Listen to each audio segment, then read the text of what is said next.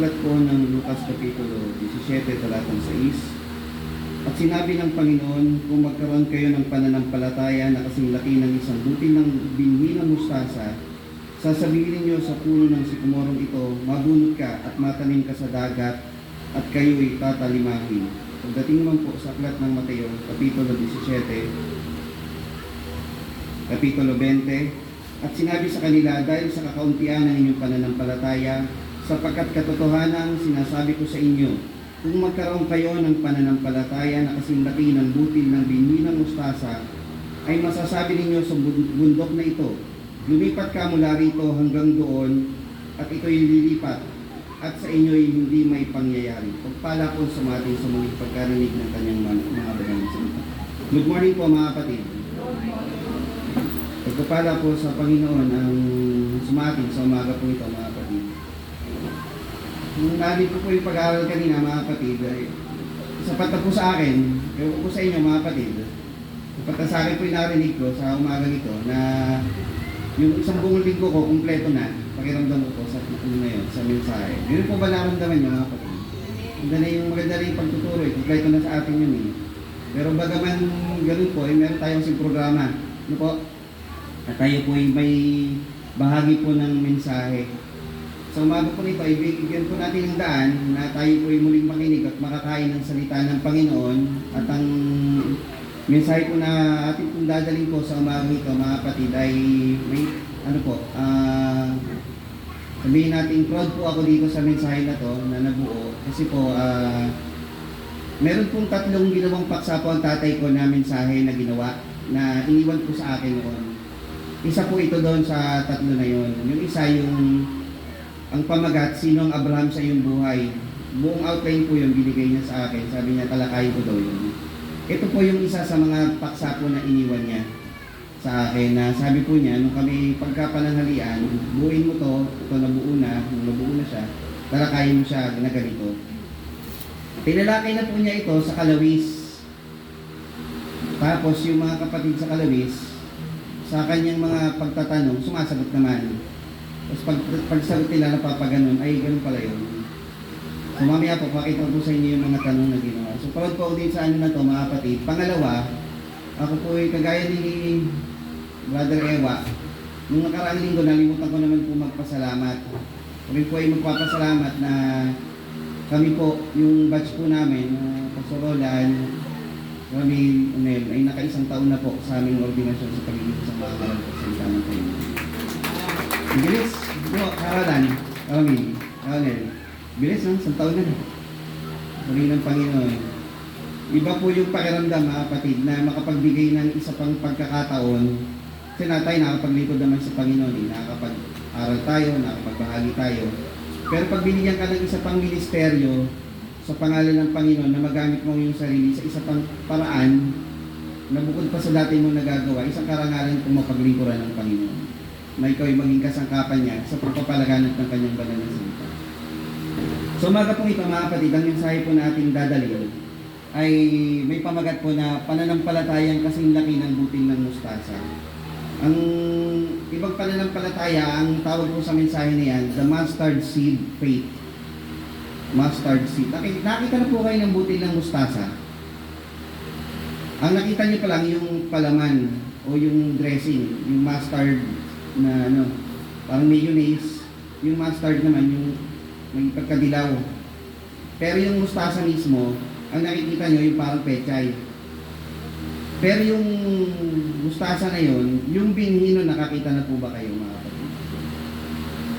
Gusto nyo pong makakita? Ito po. Nakikita nyo po? Pakita po natin, i-magnify po natin. Ayan po siya. Yung butil ng mustasa. Gano'n po siya kaliit. Ayun po, pag ginanon nyo po siya, hindi nyo talaga makikita eh. Kung dito lang. Ayan. Yan lang po yun. Tapos nakakain natin yung mustasa mismo. Pero yung butil niya, pakaliit lang pala po, mas maliit pa sa munggo. Mas maliit pa sa bigas. Mas malaki pa nga yung rock salt eh. Ano po niya? Iodize o asukal. Yan po yung butil ng mustasa. Pa? Mas maliit siguro. Pero yan po yung tinatanim para maging mustasa. Napakahiwaga po talaga. Ano po? Tapos yung may iba naman, kuha tayo ng maliit na malaki-laking buto naman, mangga. Na ganyan. Tapos lumalaki siya ng silaki ng puno na ganyan, di ba? Napakahiwaga na nagbuhay na po. Yung tao, di ba? Mula, mapakaliit lang, tapos lalaki sa tiyan. Ito na tayo ngayon. Bagaman magkakaiba tayo ng size, mas malaki lang kayo ng kaunti sa akin. Di ba? Yung size naman, yung height ang pag-uusapan, magkakaiba. Pero mula sa maliit. Pero ito pong paksa na ito, mga kapatid, pag sinabi pong butil ng mustasa sa Biblia, meron po itong dalawang napaggamitan. Yung isa, dito sa tinatawag na kakauntian o kalakihan ng pananampalataya, ito po yung ating tatalakayin. Yung isang pinagamitan naman is yung pananampalatayang lumalaki.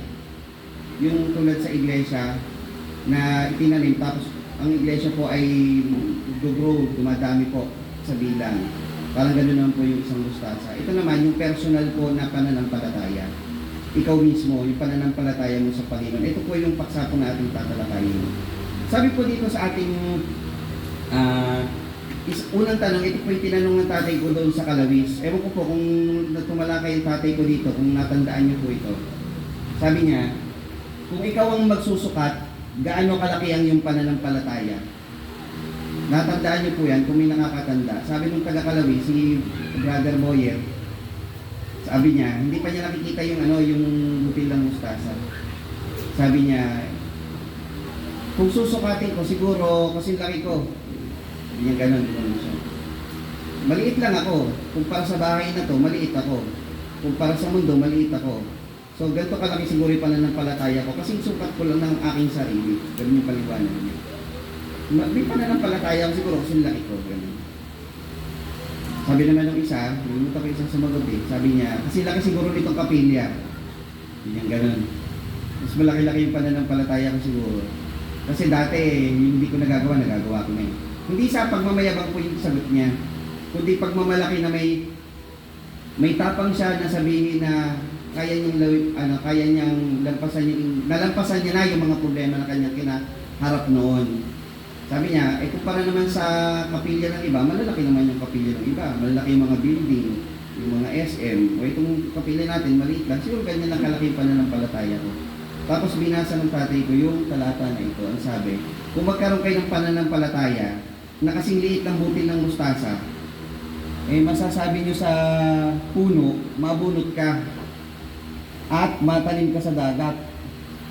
Kasi kahit pala ganun kaliit, malaki na magagawa po ng pananampalataya. Ngayon, nagkaroon po ng nagbe-brainstorming po kami ng magama. Ang sabi niya, sa pagbabasa mo, meron ka na bang nabasa sa Biblia na isang believer o mananampalataya nakapagpabunot ng puno at napalipat niya sa dagat? Kayo po, may nabasa na. Baka po kasi meron, ako po kasi wala. Baka kayo meron po. Yung pangalawa naman, ito naman yung binanggit. Kung magkaroon kayo ng pananampalatayang kasing laki ng butil ng binhi ng mustasa, ay masasabi nyo sa bundok naman, lumipat ka rito hanggang doon.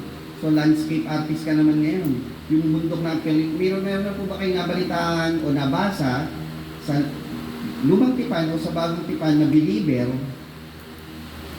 mananampalataya, luma man o bago, nakapagpalipat ng bundok? Baka po kasi meron. Ako po kasi, sa ngayon po, wala pa. Nag-end-to-end po ako ng basa, mga kapatid. Wala pa po ako nababasa na talagang gano'n. So, anong nagtatanong kayo, Gama? Saan mo gagamit yung talata na yun? Anong purpose nun? Bakit gano'n? Ngayon, nagkaano kami? Sabi ng kapatid na Aponel kanina, huwag mong talo-talo eh. Kami naman, hindi naman pagtatalo. Nag-brainstorming ba? Nagpapalitan ng ganito yan, sabi niya gano'n, tatay ko. Yung nasa ilalim na bahagi, yung masasabi ninyo sa bundok na ito, lumipat ka rito hanggang doon, seemingly impossible. Isang bagay na imposible. Na magagawang posible sa magitan daw ng pananampalataya mo kahit ito ay maliit. Yun yung niya, yun daw yung parang formula Kagaya dun sa nauna, yung puno na mabunot, di ba? Alam niyo, sa ancient Egypt, meron silang tinatawag na telekinesis napapagalaw daw nila yung mga ano, bawa yan, yung basket, sa pamagitan ng isip, napapagalaw daw nila, telekinesis. Hindi ganun po itinutukoy dito. Faith, naniniwala ka na yung sa pamagitan ng faith, I believe that tree will, diba? Kaya ba natin mga kapatid? Similarly, because of faith, kaya mo daw yung isang bagay na imposible. So magagawa mo daw possible yung isang bagay na imposible. So paano paraan yun? So doon ka gumawa, doon po nabuo yung ano na yan, doon po nabuo yung paksa po na ito. Nag-sit down po kami sa ano. Meron si tatay na ano meron siyang maliit na mesa na study niya doon Pagkagabi, pag nag-review na, wala nang istorbo po doon. Malibang tawagin ka niya. At magkano kayo. Alam ng kapatid na iba niyan, di ba may table siya doon. Pag pumwesto na po yun doon, wala nang istorbo doon. Malibang tawagin ka niya. At kausapin, anong tingin mo rito? Ganon. So ito po mga kapatid. So, given po yung ating introduction mga kapatid, na kukuha na po ba yung inyong interest na gusto niyo po bang malaman ano po itong talata na ito? Ano po ang hatid dito sa atin? Ano kung gustong ituro ng Panginoong Yesus sa atin sa pagitan po ng talatang ito? Handa na po ba kayo mga kapatid? Amen. So ito po mga kapatid. Ano ang ibig ipakahulugan ng mga talata? Paano natin masusukat ang ating pananampalataya? Pansinin niyo po muli yung talata, sabi niya, kung magkaroon kayo ng pananampalatayang kasing laki ng binhi ng butil ng mustasa, hindi kasing liit. Pansin niyo, kasing laki yung termino. So hindi minamaliit yung butil ng mustasa na laki ng pananampalataya. Di ba? Hindi maliit yung tingin, malaki yung tingin sa kanya, kasing laki. Kung meron kayo nun. So bago natin umpisahan, mga kapatid, kayo po ba meron ng ganung kalaking pananampalataya na kasing liit ng butil ng mustasa? O kasing laki, kasing sukat ng butil ng mustasa? Meron na po ba kayo mga kapatid? Ay, sumagot yung iba. Huwag po kayong maingat masyado, okay lang naman magkamali mga kapatid. Okay lang tumama, okay lang magkamali. Naniniwala po ba kayo meron kayong pananampalatayang kasing laki ng binhi ng butil ng mustasa? Amen. So pagkatapos po ng mensahe ito, sasagutin po natin yung ating assessment ulit. Meron po ba tayo nun? Ito po yung mga halimbawa mga kapatid na sa pagbuo ng paksain po ito. Ang sabi, meron pong 5 karakter dito na kukuhanin lang natin. Marami pa, pero kung hindi lang tayo 5 kasi po, limited po yung ating oras sa sa pagmensahe o kung sa ito yung pagtuturo ilalagay. Unahin po natin sa unang Samuel 17:1 hanggang 58. Hindi na po natin babasahin yung buong kapitulo ng unang Samuel. Kukunin lang po natin dito yung ilang talata, pero ang kabuuan ng istorya ay nandun po sa kapitulo 17, talatang 1. Si David po ay nagkaroon ng hamon o yung bansang Israel o yung bayan ng Israel ay nagkaroon ng hamon mula sa mga Pilisteo. Ano po yung hamon ng mga Pilisteo? Yung mga Pilisteo, nakaano sila yung mga buong sandatahan. Ito naman ang bansang Israel. Sabi ng Pilisteo, humanap kayo ng isang lalaki, yung inyong magiging hero, bayani, o inyong magiging tagalaban ninyo. Find your champion sa English po yun. Find your own champion. Ilaban nyo sa akin. Pag natalo ako, magiging alipin ng buong Pilisteo ng Israel. Pero pag natalo ko siya, ang buong Israel ay magiging alipin ng buong Pilisteo. Mabigat. Kung kayo taga-Israel, mabigat. Ang kalaban nyo iyan. Mabigat. Kasi mga kapatid, nung bata po ako, pag tinalakay daw yung pananampalatayang kasing liit ng butil ng mustasa o kasing laki ng butil ng mustasa, lagi daw nasa isip ng mga mananampalataya dyan, problema lang Kailangan daw, ibig sabihin, ano ang problema, basta may pananampalataya ka, kaya mong lampasan. Yung problema ba na tinutukoy natin doon, kasi laki ba ng problema ng Israel noon? Tingin nyo, balanse. Yung problema nyo ba ngayon, kasing sukat ng problema ng Israel ng panahon ni David? Palagay nyo po. So, seemingly impossible. Diba? Paano nyo tatalunin yan? siguro mag-isip na kayo ng magaling-galing na general dito sa Pilipinas eh. Na talagang ano eh,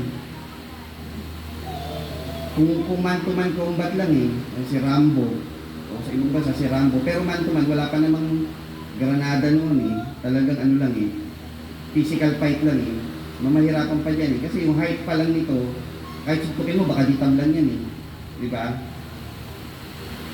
Seemingly impossible. Ngayon, ganito po ang sitwasyon. Siya'y tumayo at humiyon sa hukbo ng Israel at nagsabi sa kanila, bakit kayo'y lumabas na nagsihanay sa pakikipagbaka? Hindi ba ako'y Pilisteo at kayo mga lingkod ni Saul?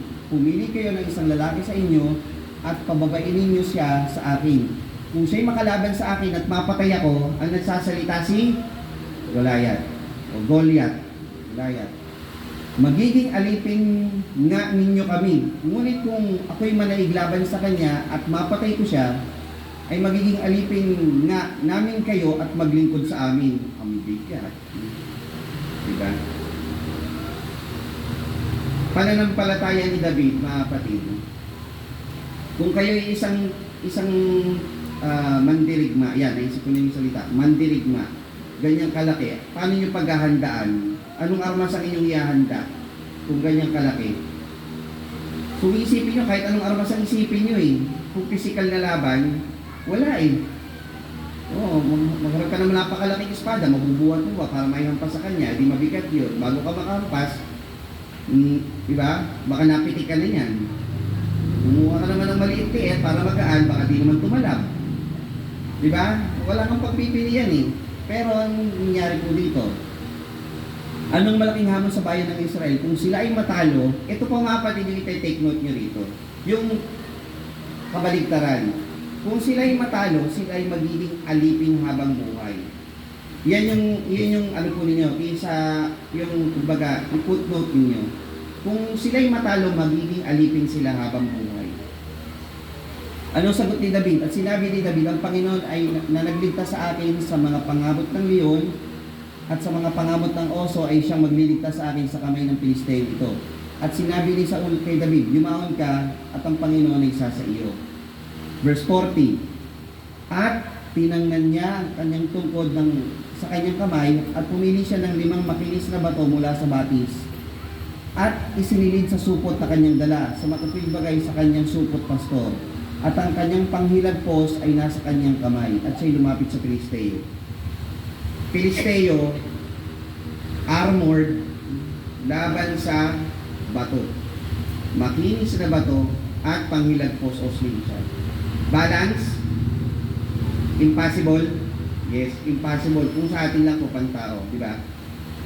Kung ikay magkaroon ng pananampalatayang kasing laki ng butil ng mustasa, masasabi mo sa bundok na imposible malipat ka. Nakita niyo po yung analogy, imposible pareho eh. Pero ano po ang nangyari dyan? Nanalo ba si David dyan? Ayon po sa kasunod na eksena po niyan, ng patuluyan ng saysaya, nanalo po siya. Pero ano ba tumalo sa kanya? Yung 5 makikinis na bato at panghilagpos o yung pananampalataya niya sa Panginoon? Yung pananampalataya niya sa Panginoon.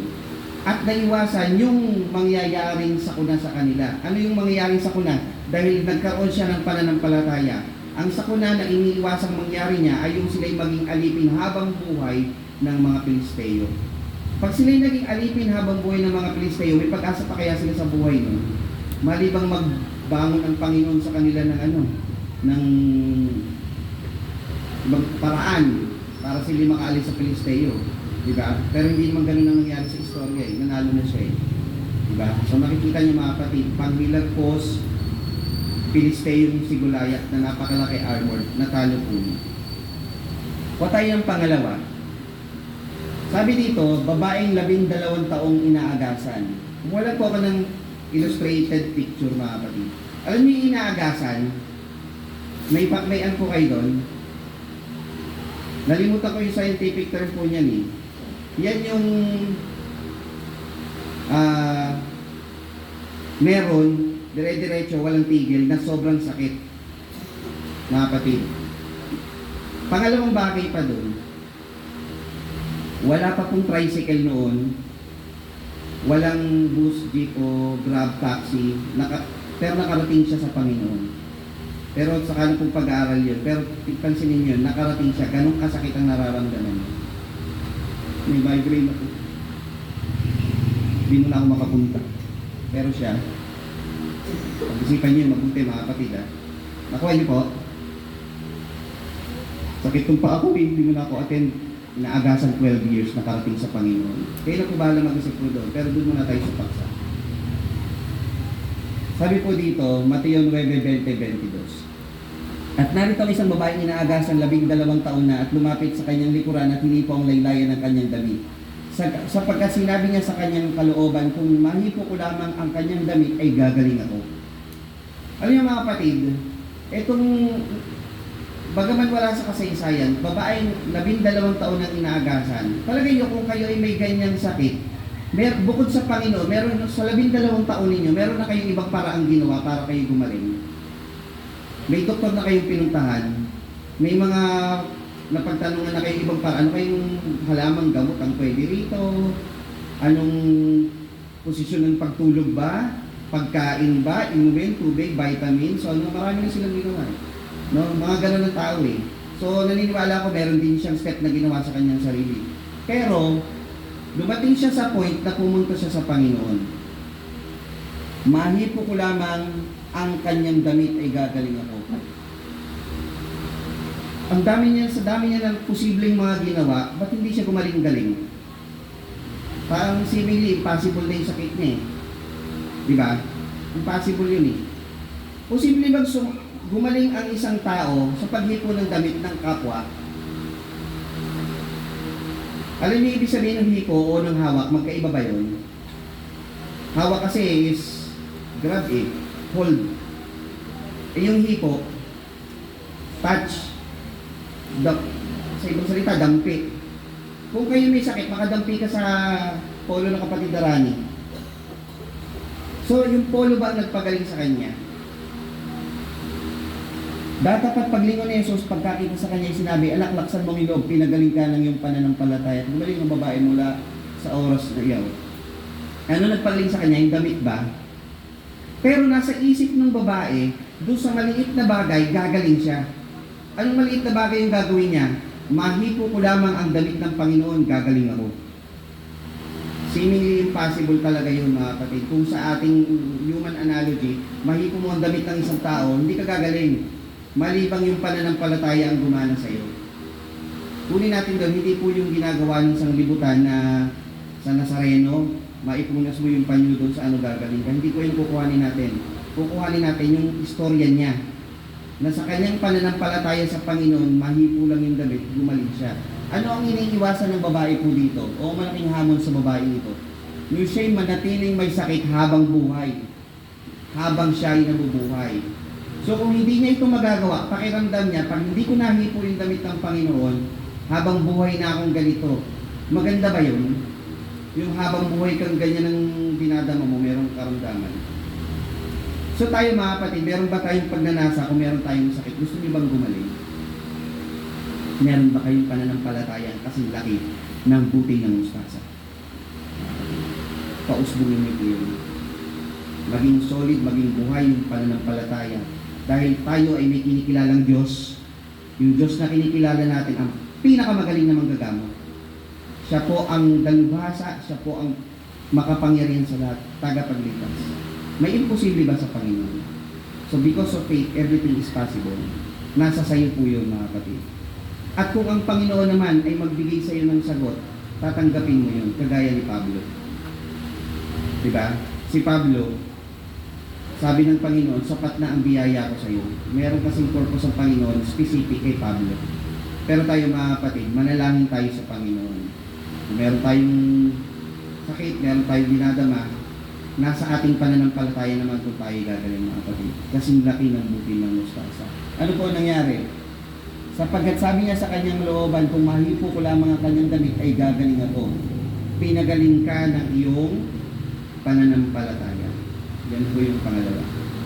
Pangatlo, kilala niyo po itong babae sa Serapta. Mga kapatid, babae sa Serapta. Ito po yung eksena na si Elias ay inutusan ng Panginoon magpunta sa Serapta. Ang sabi ng Panginoon kay Elias, pumunta ka doon, meron akong babaeng inutusan upang pakanin ka. Ngayon, ganito po ang nangyari. At ang salita ng Panginoon ay dumating sa kanya, sinasabi, ikaw ay bumangon, pumarong ka sa Serapta, nanaw ko sa Sidon at tumahan ka roon, narito aking inutusan ng isang baong babae roon na pakanin ka. Sa gayon, bumangon siya, naparoon sa Serapta at siya'y dumating sa pintuang bayan, narito isang babae na nandun namumulot ng mga patpat. Anong gagawin sa patpat? Panggatong. At siya'y tinawag niya at sinabi, sinasamo ko sa iyo, dalan mo ako ng kaunting tubig sa inuman upang aking mainom. At siya'y umaon upang kumuha, tinawag niya siya at sinabi, dalan mo ako, sinasamo ko sa iyo ng isang subong tinapay. Kaya mga kapatid, isang subong tinapay sa iyong kamay. Tingnan niyo po yung sitwasyon. At kanyang sinabi, ang Panginoon mong Diyos ay buhay. Ibig sabihin ng babae, nakikita tayo ng Panginoon. Ang Panginoon ay buhay. Ako'y wala kahit munting tinapay. I have nothing, even a little cake. Sa English po niyan, I have nothing, even a little cake on my hand.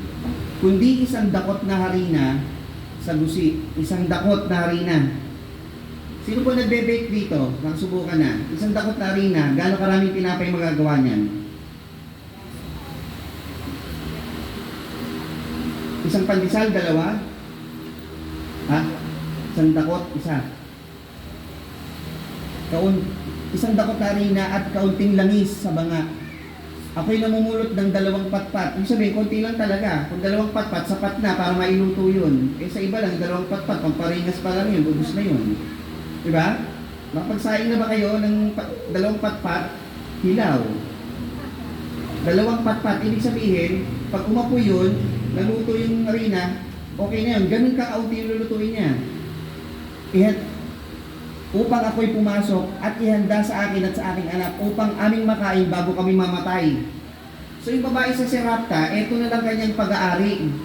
Sandakot na harina at konting langis, pagkaluto niya, wala nang kasunod. Sabihin, ano na, kinabukasan, wala na sila. Mamatay na sila sa gutom eh. Kasi ang sitwasyon po nito, nagkaroon po ng tagtuyot dun sa lugar. Alam niyo yung si Elias ay nanalangin 3 taon, walang ulan. Yan po yung pangpanahon na yun, walang ulan yan eh. Hanggang sa manalangin na lang uli siya upang magbumuhos yung ulan. So wala nang kakainin po itong mag-ina na to. Pagkatapos nun, si Elias, hiningi pa yun. Yung isang dakot na yun, hiningi pa.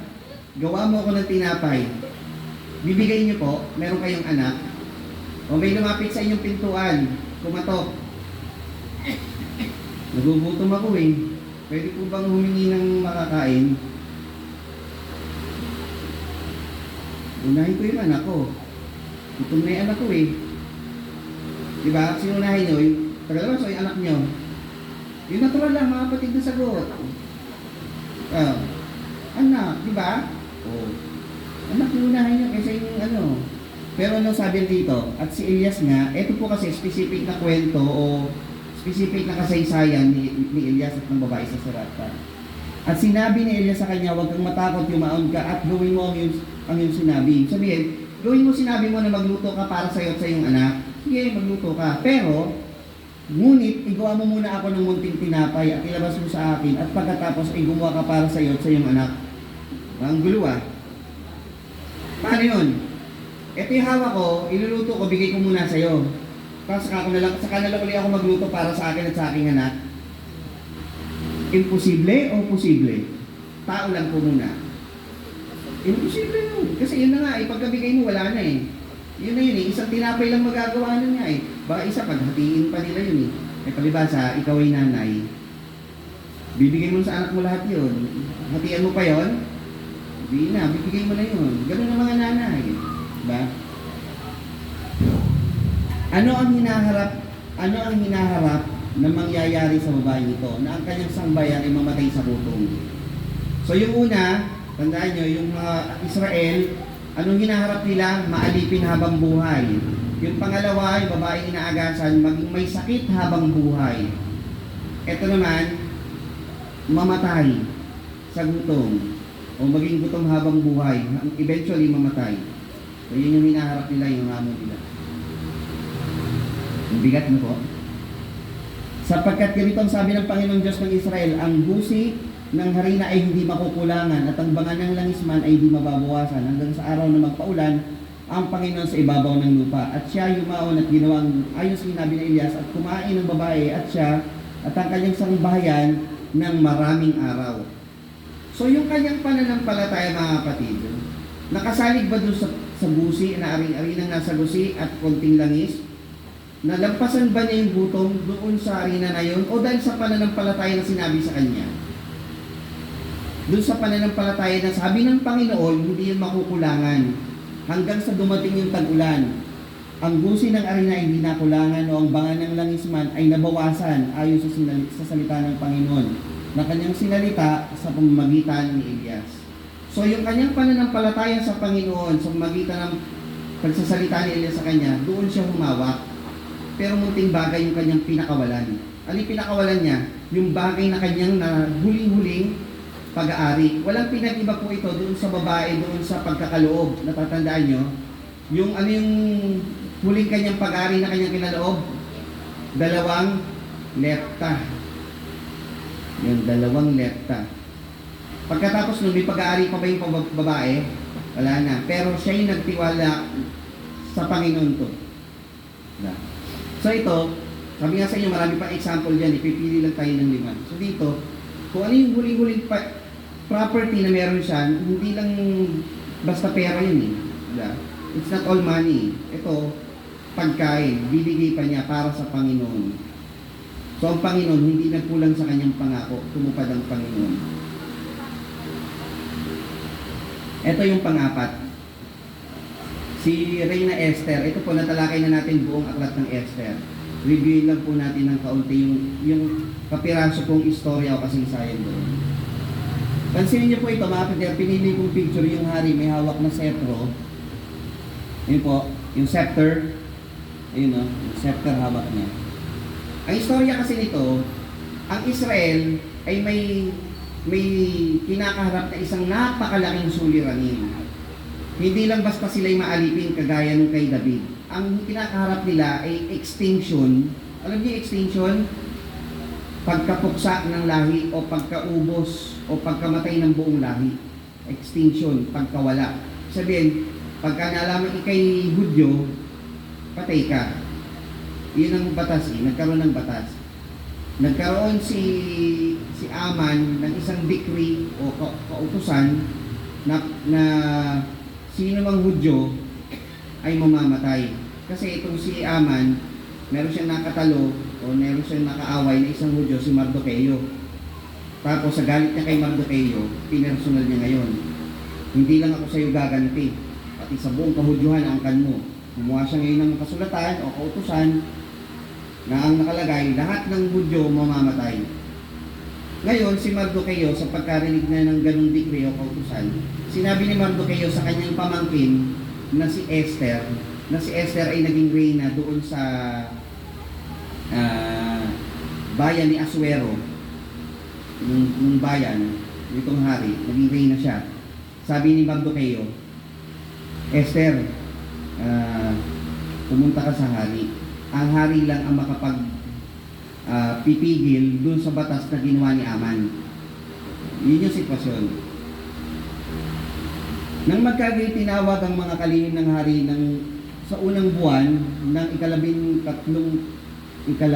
tatlong araw niyaon at nangasulat ayon sa lahat ng inutos ni Aman sa mga satrapa ng hari at sa mga tagapamahala na sa bawat lalawigan at sa mga prinsipe ng bawat bayan sa bawat lalawigan ayon sa sulat niyaon at sa bawat bayan ayon sa kanilang wika sa pangalan ng Haring Asuero na nasulat at tinatakan ng singsing ng hari. At nagpadala ng mga sulat sa magitan ng mga sugo sa lahat ng mga lalawigan ng hari upang ipahama, upang patayin at upang lipulin ang lahat ng Hudyo, ang bata at gayon ng matanda at ang mga bata at mga batang babae sa isang araw. Isang araw. So, kinabukasan wala na palang Hudyo na wala na palang Hudyo matitira. So kung bukas yun, Sa isang araw, may Hudyo pa? Wala na. Lipulin sa isang araw. Sa makatwid bagay sa 13 araw ng 12 buwan na siyang buwan ng Adar at upang kumuha ng samsam sa kanila na pinakahuli. Napansin niyo mga kapatid yung kinakaharap na problema ng Israel? Mabigat po ba yan? Mabigat ba yan? Bansang Pilipinas. O, merong decree. Buong, huwag ng Pilipinas, no? Ano na lang? Kupang.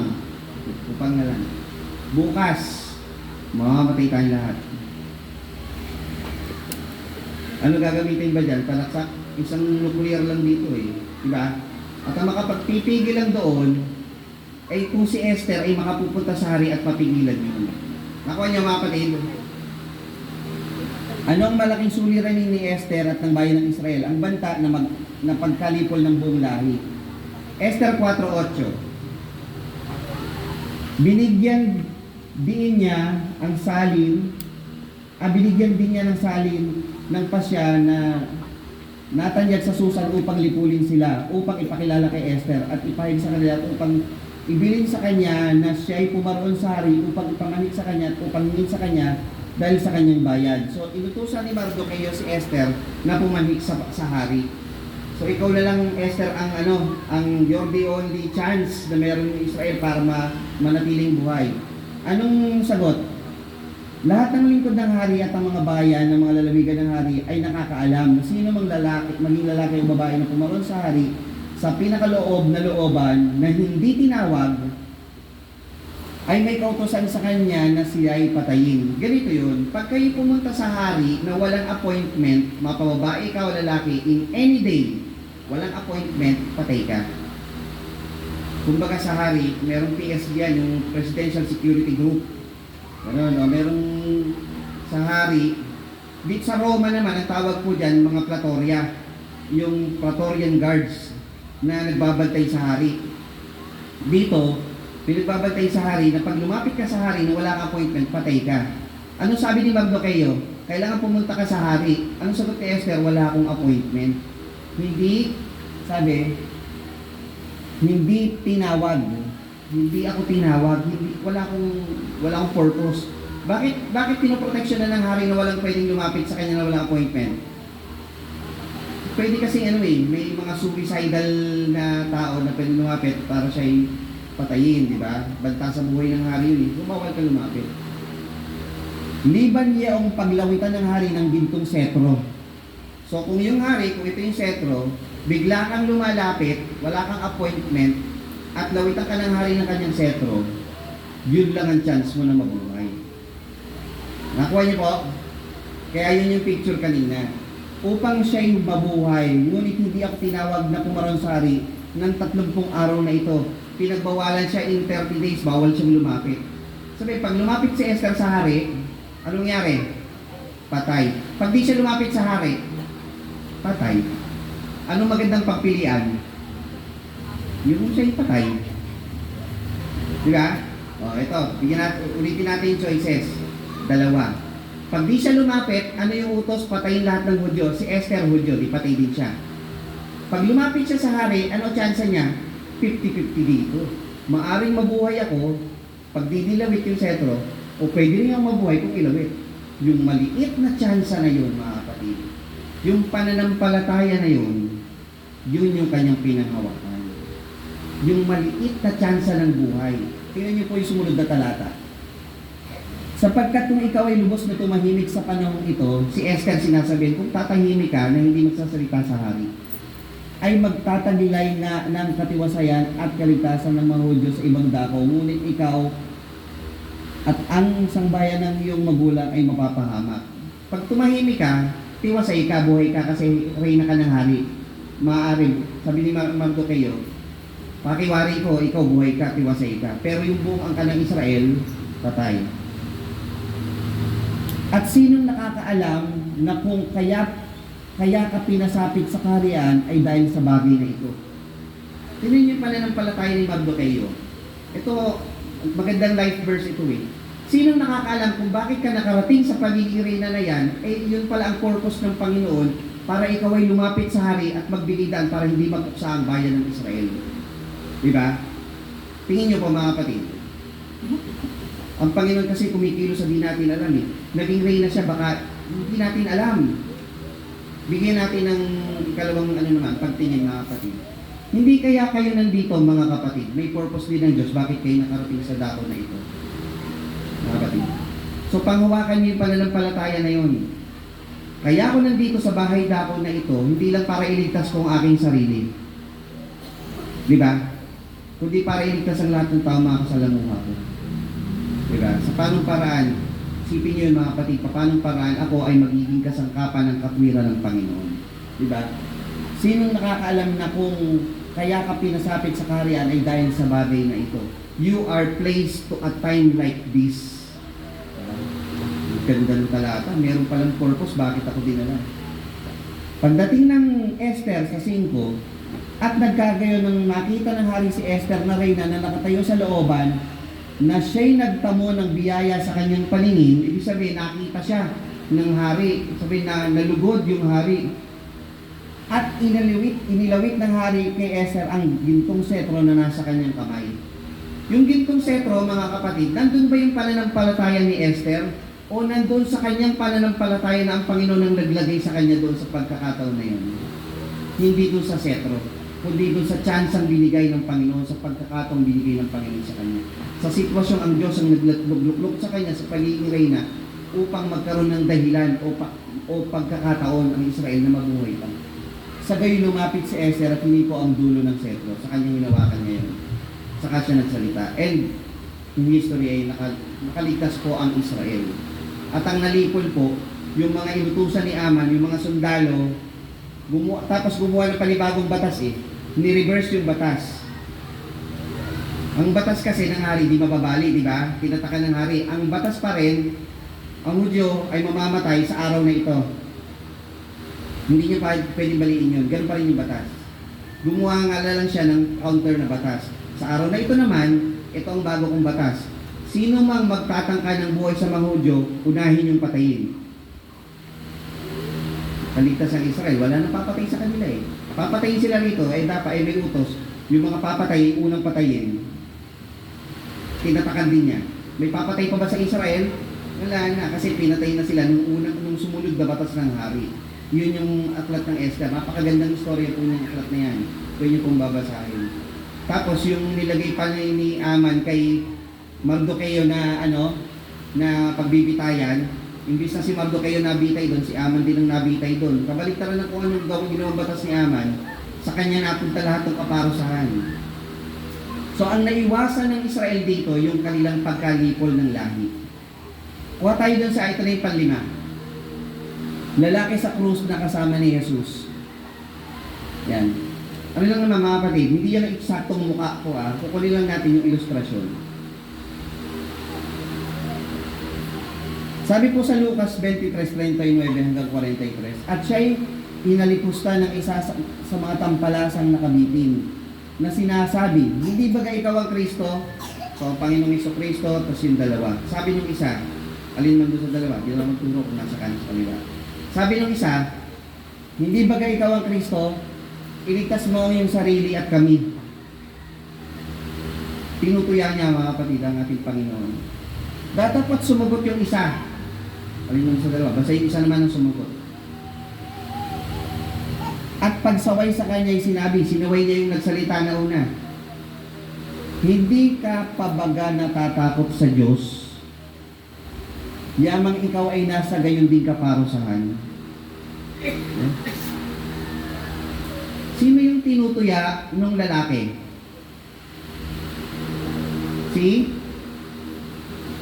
Sagutin niyo kapatid. Sino ang tinutuya ng lalaki? Hindi baga ikaw ang Kristo? Sino yung tinutuya niya? Kristo. Dapat sumagot ang isa. At sa pagsaway sa kanyang sinabi, hindi ka pa ba natatakot sa Diyos? Sino yung tinutukoy? So nagkaroon siya ng pagkakakilala sa Kristo na siya yung Panginoon, di ba? Yamang ikaw din ay nasa gayon din kaparusahan. Ano ang pinaniniwalaan ng isang lalaki na si Jesus ay isang hari na makapagdadala sa kanya sa paraiso? Ayaw niya dun sa parusa. Ayaw ng lalaki na matapos ang kanyang buhay na hanggang doon lang wala nang kabuluhan ba? Parusahan lang. Anong sinagot niya? At tayo sa katotohanan ay ayon sa katwiran. Ibig ayon sa katwiran, yung ating pagkapako sa krus is justified. Sabihin ng katwiran niya, kasi ang katwiran sa Biblia, iba't iba ang translation niya, either righteousness, ito naman justified. Ibig sabihin, ayon sa tamang kahatulan. Nakatulan tayo ng tamang paghatol, kaya tayo napako sa krus. Sapagkat tinanggap natin ang nararapat na kabayaran sa ating mga gawa. So nandoon sa lalaki yung kanyang admonition o repentance o pagsisisi niya o kanyang pagtanggap sa kanyang pagkakasala, di ba? Nandoon. Yun yung step, di ba? Di ba step yan for for salvation, admit your sins. Datapwat ang taong ito ay hindi gumagawa ng anumang masama. Tinutukoy niya naman ang Panginoon kasi nasaan yung tao, di ba? At ang taong ito ay hindi gumagawa ng anumang masama. At sinabi niya, Jesus, alalahanin mo ako pagdating mo sa iyong kaharian. Naniniwala siya na ang Panginoong Jesus ay mayroong kaharian. Tama ba? At naniniwala siya na ang Panginoong Jesus ay kayang umalala sa kanya pagdating niya sa kanyang kaharian. Di ba? Can a human do that? Ganun. Kaya bang gawin ng tao yun? Na pagdating doon, maalala mo isang tao para makuha mo siya? Hindi eh. Malibang siya ay Diyos. At sinabi niya sa kanya, katotohanan sinasabi ko sa iyo, ngayon ay kakasamahin kita sa paraiso. Ano ang isang imposibleng makikita niyo dito, mga kapatid? Sa pagkakataon yun, seemingly impossible sa kanya na makababa para magbago pa. Diba? Seemingly impossible. Kasi any moment now, diba? Minsan gagawin natin paksapo yan, papakita natin sa inyo isang buong pag-aaral, hindi ko sa mensahe, sa pag-aaral, yung lahat ng dinanas ng Panginoong Kristo step by step. Kung gaano kahirap. At kung ikaw ay nasa krus, imposibleng mabuhay ka pa talaga dyan ng ilang ng matagal. Kung gaano kahirap yun. Pakahirap nun. So pareho lang sila ng dinanas nitong lalaki na to. So sa kanya, posible pa ba siyang mabuhay pagbaba niya? Hindi, di ba? So anong isa pang imposible? Ito nararamdaman mo, posible bang maramdaman mo yung paraiso? Puro hirap ang dinadanas mo. Posible ba yun? Di ba? So hindi sa atin eh.